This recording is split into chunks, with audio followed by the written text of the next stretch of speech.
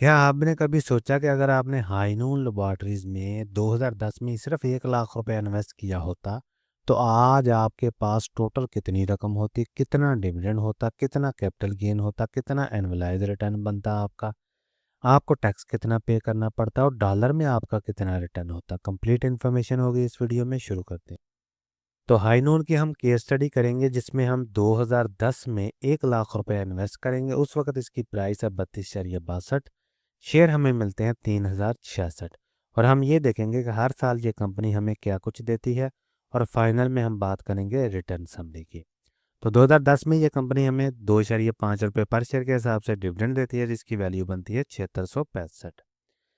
और 2011 में ये कंपनी हमें एक बोनस देती है जिसके बाद शेयर हमारे बढ़कर हो जाते हैं 3372। 2011 में ये कंपनी हमें एक और डिविडेंड देती है 2.5 रुपीज़ पर शेयर के हिसाब से जिसकी वैल्यू बनती है 7600 रुपया।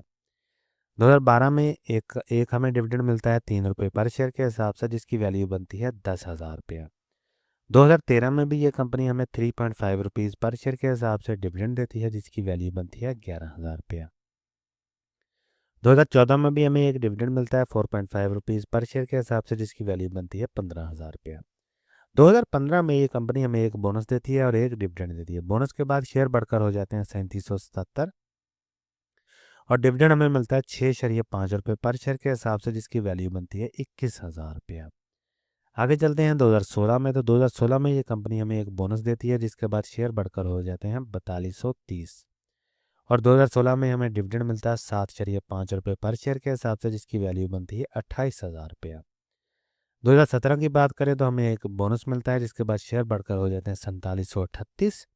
और 2017 में ये कंपनी हमें 8.5 रुपये पर शेयर के हिसाब से डिविडेंड देती है जिसकी वैल्यू बनती है 35,000 रुपया।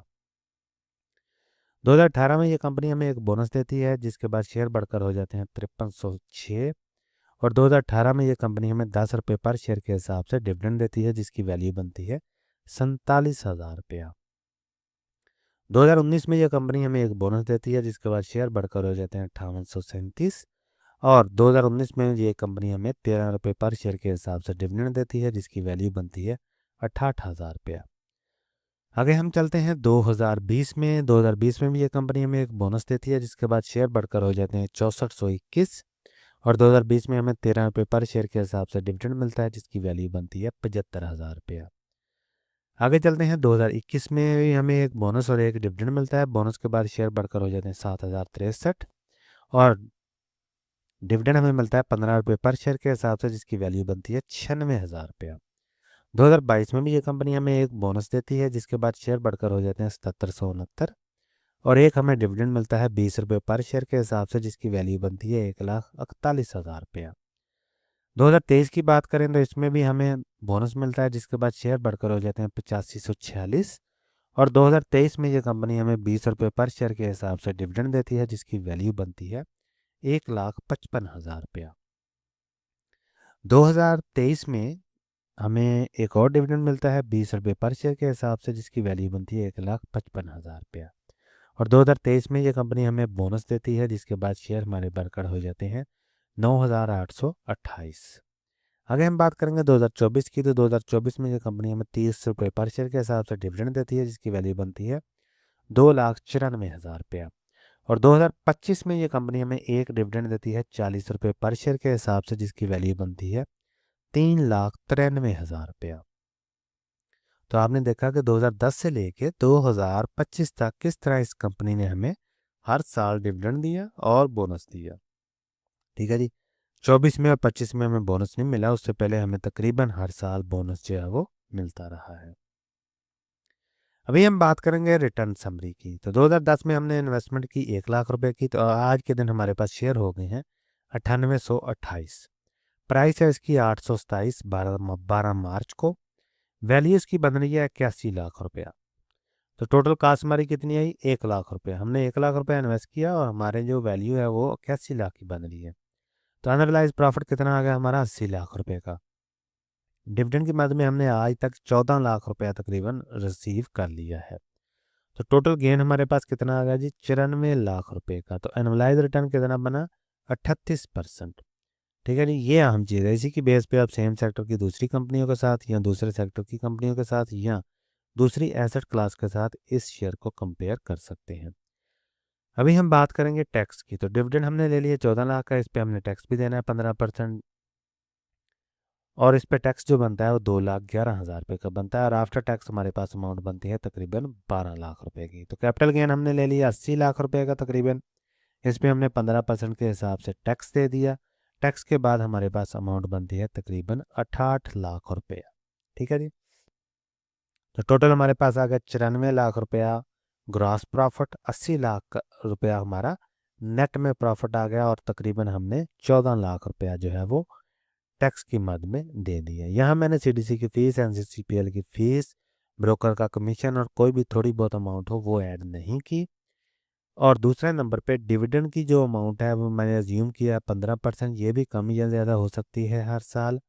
और कैपिटल गेन ये लॉन्ग टर्म में ज़ीरो भी हो सकता है, डिपेंड करता है कि आपने शेयर को कब बाय किया और उस साल एफडीआर की क्या पॉलिसी थी लॉन्ग टर्म के लिए। ये भी कम या ज़्यादा हो सकता है, डिपेंड करता है, लेकिन हमने अज्यूम किया है कि तकरीबन 15% ही होता है, ताकि हम एक वर्स्ट केस क्रिएट जो है वो कर सके।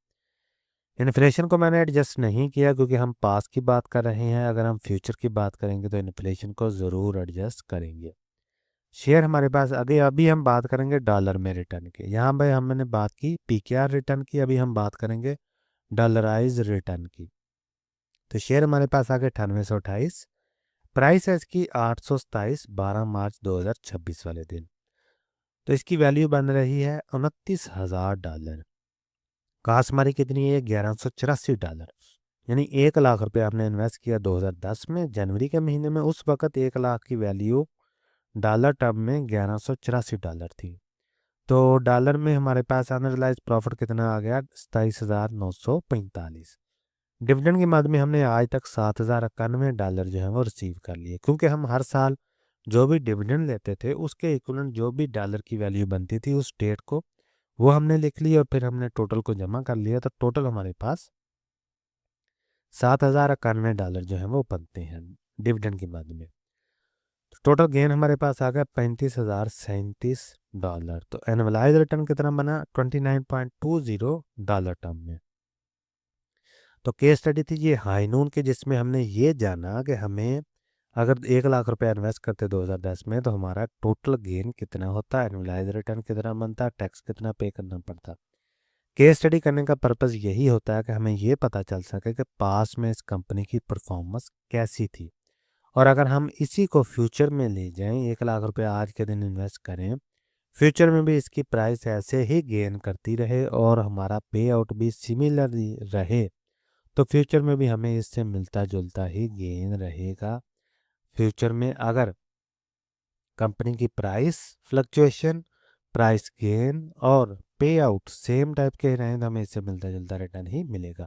अगर कम होते हैं तो रिटर्न कम हो जाएगा, अगर ज़्यादा होते हैं तो रिटर्न हमारा इससे भी ज़्यादा हो जाएगा। केस स्टडी करने का मेन पर्पज़ यही होता है कि पता चल सके कि पास में इस कंपनी की परफॉर्मेंस कैसी रही है, यानी इसने इन्वेस्टर को कुछ दिया भी है या नहीं, और अगर हमारा पैसा इस कंपनी में लगा होता तो आज के दिन हमें कुछ मिलता भी या नहीं। तो बहुत ही अच्छा रिटर्न है इसका, बहुत ही ज़्यादा अच्छा है। ठीक है, एनुअलाइज रिटर्न भी इसका बहुत ही ज़्यादा अच्छा है। तो ये तेरी केस स्टडी हाईनोन की। कोई भी सवाल हो कमेंट सेक्शन में ज़रूर पूछिए।